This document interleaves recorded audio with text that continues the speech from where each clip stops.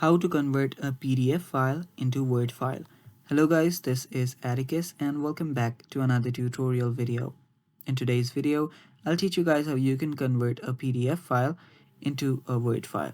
So without any further ado, let's dive right into it. So the one that I will be converting is this file right here. This is the PDF file. Now to change it into Word, what I'll do is right click on it and there you will see an open with option.